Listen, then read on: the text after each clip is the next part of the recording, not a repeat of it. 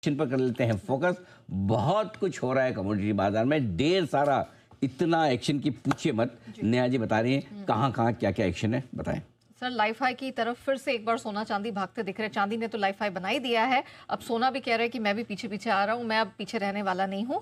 इसलिए क्योंकि 5 से 6 हफ्ते की ऊंचाई पर गोल्ड ऑलरेडी ट्रेड करता हुआ आपको दिखाई दे रहा है। अंतर्राष्ट्रीय बाजार में भी, घरेलू बाजार में भी आज खुलने के साथ ही हमने देखा कि 1,30,000 के पार निकलता हुआ दिखा है। और अब आपको बता दूं कि अब हम नए कॉन्ट्रैक्ट में यहाँ पर प्रवेश कर रहे हैं। 1,34,000 के ऊपर नया लाइफ हाई है जो अब हमारा बेंचमार्क है, और उससे सोना अब 4,000 रुपए की दूरी पर है। वैसे आपको बता दूं कि पिछले 4 ट्रेडिंग सेशन में सोना 4,000 रुपए महंगा भी ऑलरेडी हो चुका है।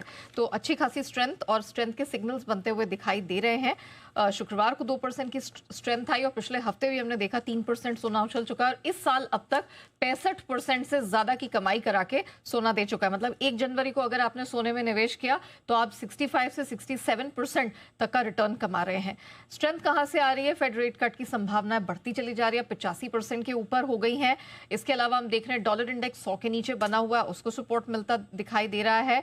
और सरकार के 6 हफ्ते के शटडाउन के बाद जो डेटा रुके थे धीरे धीरे करके आ रहे हैं, तो उस पर भी कुछ क्लैरिटी मिलती हुई दिखाई दे रही है। आगे भी कुछ अहम डेटा इस पूरे हफ्ते निकल कर आने वाले हैं।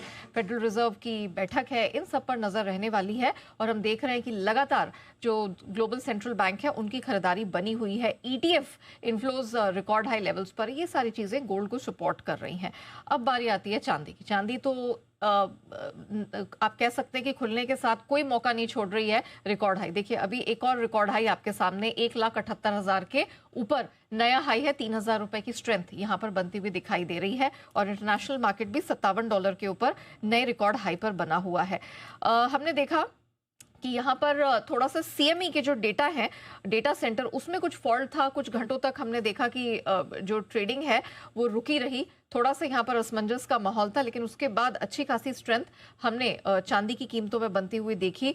चांदी के जो ग्लोबल सप्लाईज हैं वो काफी समय से प्रभावित है। कई सालों से हम देख रहे हैं एनुअल डेफिसिट बना हुआ और डिमांड बहुत ही तगड़ी सामने से निकल कर आ रही है। लंदन में रिकॉर्ड सप्लाई आने के बाद हमने देखा है कि अब बाजार थोड़े से टाइट हो गए हैं, और यही कारण है कि हम देख रहे हैं कि अब ग्लोबली इन्वेंट्रीज हैं वो घटती हुई दिखाई दे रही हैं।